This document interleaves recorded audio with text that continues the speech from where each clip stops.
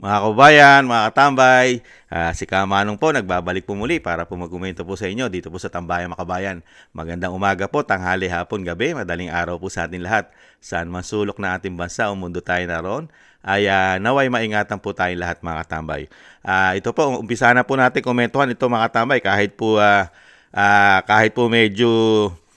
po medyo masama ang loob natin, talagang nangyari na po mga tambay, yung sinasabi pong yung bonus reward, di ba? Yan po ang umuugong po ngayon usap-usapan po, yung pag ikaw ay pagiging tapat sa iyong boss at ikaw ay sunod-sunuran sa iyong boss di umano, ay mabibigyan ka ng reward mga katambay. Ngayon po, nabigyan na po yata ng reward mga katambay di umano. Ito po, naging 4-star general na po mga katambay. At syempre po, pinangunahan po ng Pangulong Marcos ang pagtalaga po sa kanya. Syempre po, na bilang maging PNP chief mga katambay, si General Torre. At syempre po, ang unang misyon ay talagang pag naglabas daw po ng warrant of arrest ang ICC, ay talagang susunod siya sa ICC mga katambay. Ibang klase po yata talaga di umano ang ating kapulisan ngayon. Mukhang nasasakop na talaga tayo ng Netherlands o sinasabing International Criminal Court. Kung pagkaganyan po mga katambay, buwagin na po natin ang ating judicial sa ating bansa. Wala namang silbi yata. Magpasakop na tayo sa International Criminal Court. Hindi na po natin kailangan ang judicial sa ating bansa. Hindi kaya? Nagtatanong lang si Kamanong. Ito po, umpisahan po natin ang balita, mga katambay, at komentuhan po natin. Laya, ano ang mga tagubili ng Pangulo sa bagong talagang hepe ng PNP? Magandang tanghali sa iyo, Ella. Tatlo ang prioridad nitong bagong upong PNP chief na si Police General Nicolas Torre III para pamunuan ang pambansang pulisya. Una ay ang pagsunod sa direktiba ng Pangulo para sa kaligtasan ng publiko at ipagpapatuloy daw nito ang 3-minute response time at ang madaming presensya ng pulis sa mga lansangan. Pangalawa ay ang unity at moral ng mga pulis, kasama ang disiplina at paggalang sa bawat isa. Pangatlo, Ella, ay ang accountability at reform sa organisasyon, kung saan ipagpapatuloy nito ang mga reformang ipinatupad ni dating PNP Chief Police General Romel Francisco Marbil at ang tuloy-tuloy na training ng mga pulis para sa dagdag kaalaman. Pakinggan natin si General Torre. Una sa buong kapulisan, nandito ako at ako ay lagi niyong kasama. Sabay nating harapin ang lahat ng hamon ng ating organisasyon at sabay nating pangalagaan at itaas ang dangal ng ating uniforme. But I will ask something from you in return of this promise. Sa ilalim ng aking pamumuno, action will be rewarded. Hindi sapat ang pogi points. We will reward those policemen who will work hard. Hamon pa, Ella, ng Pangulo. Mga tambay, ano pa natin? Kay General Torre, panatilihing malinis at marangal ang hanay ng pulisya. Bilisan ang investigasyon sa mga kaso laban sa mga pulis na lumalabag sa batas upang maibigay ang hustisya sa lalong madaling panahon. Paigtingin din ang presensya ng mga... Ayan, basta yung lumalabag daw sa batas, mga tambay, yan ang kabiling-bilinan. Nakakagulat nga lang po mga tambay, yung inaasahan po ng mga Pilipino para malaman po ng taong bayan kung talagang lumabag po ba sa batas itong si General Torre at ang Pangulong Marcos at ang administrasyon, wala pa pong nilalabas ang Sandigang Bayan doon po sa isasampang kaso po sa kanila. Hanggang ngayon po ay nakatenga po yata. At naging general pa. Ito naman po mga tambay, yung sagot naman po sa ICC na mga katambay. ICC, siyempre, ICC. Iyak naman ni PNP Chief General Torre na handa ang pulisya sakaling maglabas ng arrest warrant ng International Criminal Court para kay Senador Bato de la Rosa. Narito ang kumpirmado siguradong balita mula sa Kampo Krame hatid ni Radyo Patrol, Marlene Pajernos. Marlene. Tony, ayon kay Torre, may nakahanda ng contingencies ng PNP sakaling maglabas ng arrest warrant ng ICC laban kay De La Rosa. Kaugnay ito sa kampanya kontra illegal na droga ni dating Pangulong Rodrigo Duterte na pinangunahan ni De La Rosa bilang hepe ng pambansang pulisya noon. Gito Torre, ayaw niyang pangunahan ng takbo ng investigasyon ng ICC pero tiyak niya na nakahanda ang pulisya. Samantala all-out din niya ang PNP sa operasyon laban sa ibang mga wanted person na ikinokonsidera bilang mga high-value individual tulad na lamang yun na dating presidential spokesperson Harry Roque at dating Bucor Director Gerald Bantaga. At yan na ang mga balitang kumpirmado. Grabe, no? Matindi, no? Talagang ang ating bansa po ay pinangungunahan na po at nasusunod na po ang ICC, mga tambay. Ibang klase. Nasaan na kaya ang ating kahihiyan? Wala na po talaga soberenya ang ating bansa. Nasasakop na po tayo ng International Criminal Court pagpasok po ng binagoong ang Pilipinas, mga kabayan. Nakakalungkot, ano? Pero wala pong imik dito ang Korte Suprema. At pati po ang Korte Suprema, hindi pa rin po nagre-release po yata nung mga reklamo na isinampa po ng pamilya Duterte. Lalong-lalo po dito po sa ginawa po sa kanyang ama. Wala pa rin po tahimik pa rin po ang ating Korte Suprema at hindi pa rin po naglalabas at nagre-release po ng desisyon kung tama po ba at walang nilabag na batas ang administrasyon po ng binagoong Pilipinas. Lalong-lalo po ang pag-aresto ng isang 4-star general, mga katambay, na si Nicolas Torre, mga katambay. Ibang klase, no?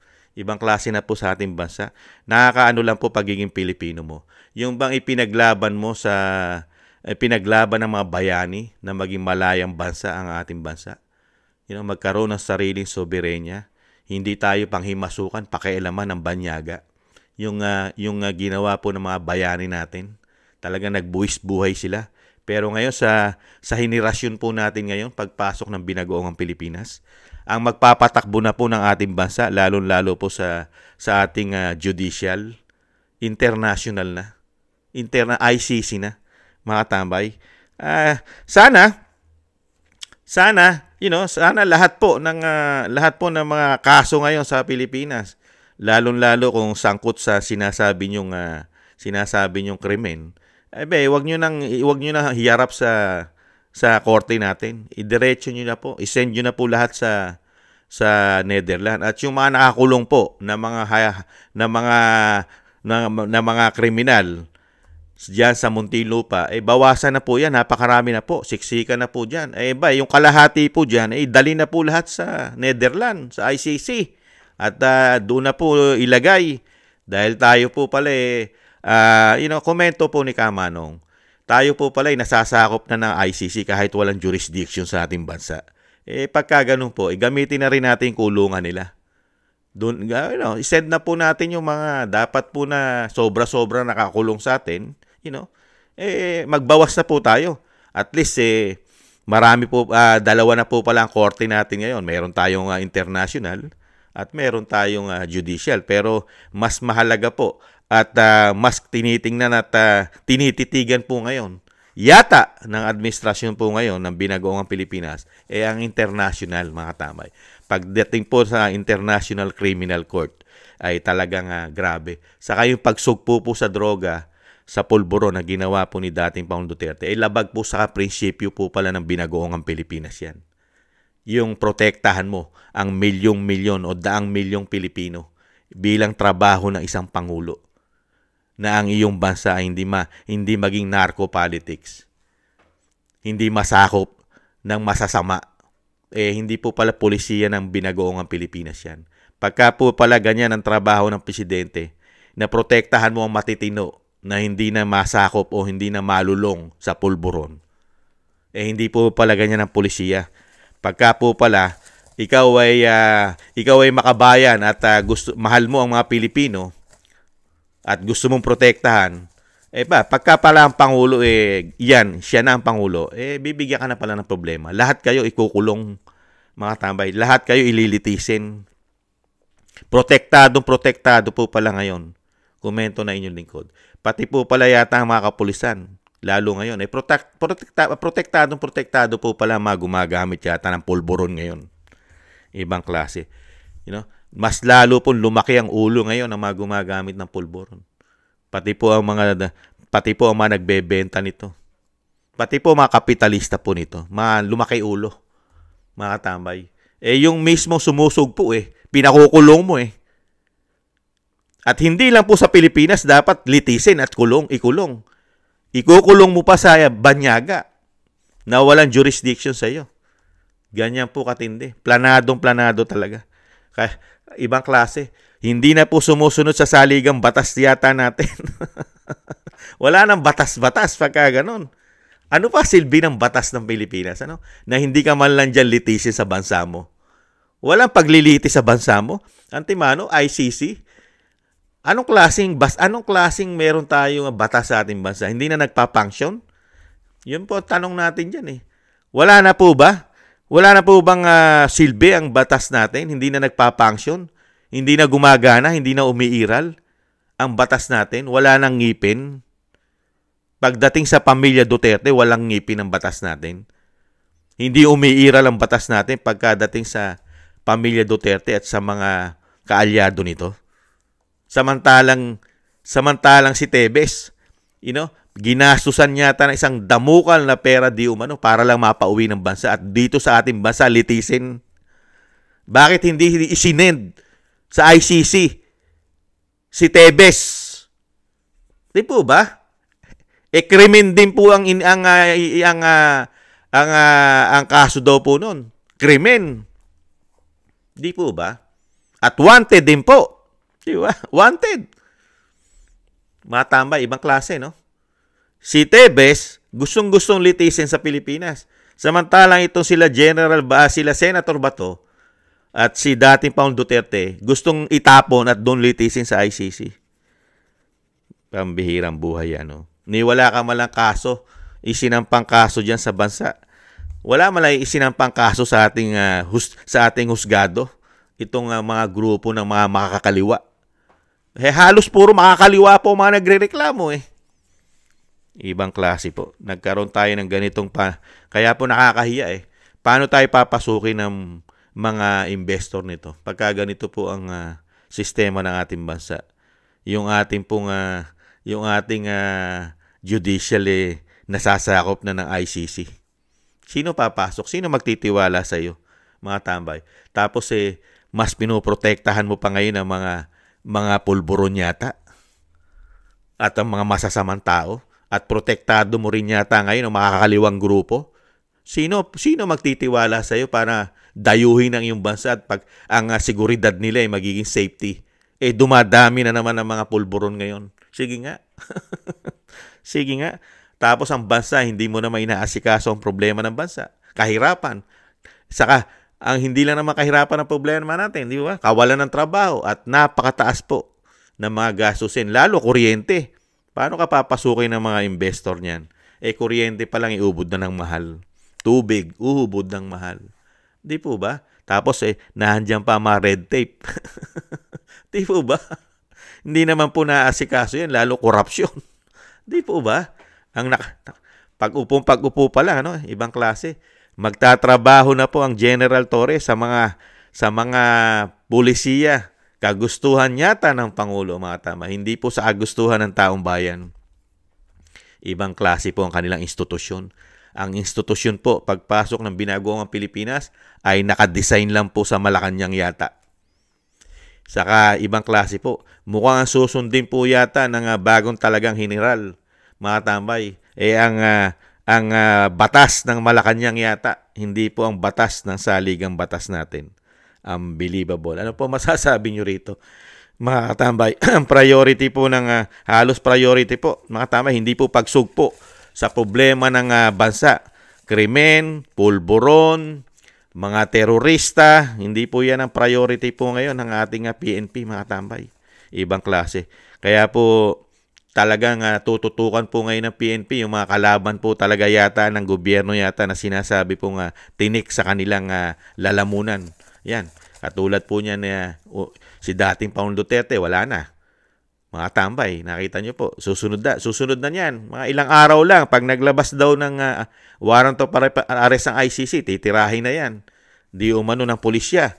At tutugisin na rin po nila si Bantag. Mga tambay, talagang ano na po yan. Ganyan po katindi ngayon. Ganyan po ang pagpasok ng binagoong Pilipinas na talagang napakaganda ng binigay po sa taong bayan, mga tambay, sa mga Pilipino. Yan po ang mga achievement, mga tambay. Lahat ng makakasagabal sa kanila ay kailangan walisin yata, di umano.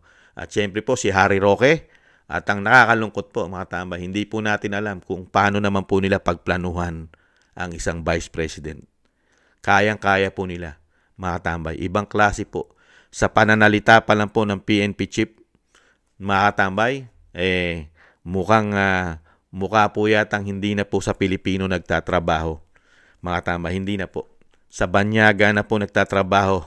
At ang puso at dangal yata ng PNP chief ay nasa banyaga, mga tambay.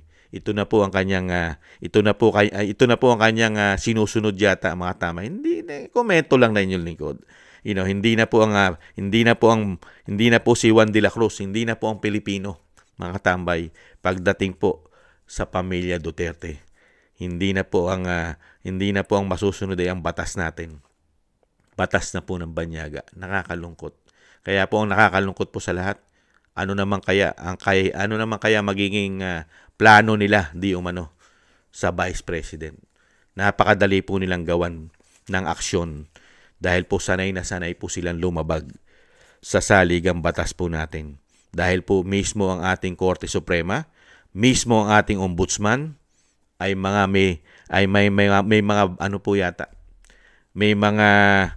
mga tape. Hindi kaya nagtatanong lang si Kamanong. Hindi kaya may mga tape ang mga bibig. Kaya po nagiging tahimik. Napakatagal na po. Ilang buwan na po ang lumilipas. Wala pa rin pong ibinibigay na desisyon ang Ombudsman at ang Korte Suprema about po rito sa ginawa po nila pag-aresto na sinasabi po ng majority natin. Ang nakita po natin ay talaga harassment, illegal ang pag-aresto. Paano po natin masasabi at mapapatunayan kung hindi po magsasalita ang Korte Suprema at ang Ombudsman? Sige nga. Di mananatili lang po na ganito po katatapang ang ating mga kapulisan. Sanay na sanay at kaya pala nilang lumabag kahit anong oras sa batas. Dahil mismo ang Korte Suprema ay hindi po tinutuldukan ang issue na ito. Kaya mananatili po silang dire-diretso lang po ang gagawin nila sa paglabag sa batas, mga kababayan. Napakarami na po nagpapatotoo. Napakaswerte po. Napakaswerte po na administrasyon ngayon. Kontrolado po nila ngayon lahat. Pati po yata ang men in uniform. Wala na po. Wala na pong kapag-pag-asa. Lalong-lalo kung ikaw ay sumusuporta sa mga Duterte, mga tambay, at ikaw ay sumusuporta sa tama, magkakaproblema ka ngayon, mga tambay. Dahil ganito ang sistema na po ng ating bansa. Kailangan laging pabor sa kanila. Lahat. Ibang klase po, mga tambay. Yan po, mga tambay, ang ating komento na napakaswerte po nila at napakamalas po natin, di umano. Maraming salamat po sa mga naagusto po ng ating Tambayang Makabayan sa YouTube at TikTok. At ganun din po sa mga subscribers po natin. Maraming salamat po. Shoutout po sa inyo lahat. Thank you po. Ingat po. At thank you rin po at shoutout po sa ating po mga nagbibigay po ng biyaya sa inyong lingkod. Kingston 123 ng Hong Kong, Eric Hershaw ng Canada, Jake Yahut 4531 ng Maisog, California, USA, Gina Ray Solid DDS ng Berlin, Germany, Julieta Silona ng Sydney, Australia, Baby Roman Ate Isa ng Cagayan, Jem Aris ng United Arab Emirates, Jobilin Watanabe ng Japan, ako si Pilam, Annie Joe, Teodorico Erguisa Jr., si Arpel Villacorta, Wills Bubbles 5697, Rosalina RK Team 888. Thank you po sa mga biyaya po na inyo pong pinagkakalob. At siyempre po yung dasal at panalangin po, isama po natin sa panalangin at dasal na maingatan po ang pamilya Duterte at makabalik po sa lalong mabilis ang dating Pangulong Duterte sa ating bansa, mga tambay. At siyempre po, tayo rin po, manalangin din po tayo sa ating pong pamilya at sa ating pong sarili na hindi po tayo mabigyan o hindi po tayo magkaproblema sa kanila, mga tambay. Mahirap na po, mga kababayan, ang sitwasyon po natin. Ibang klase po. Thank you po. Sa muli po, mga tambay. Paalam po. Ingat po kayo. Ingat po tayong lahat. Bye-bye.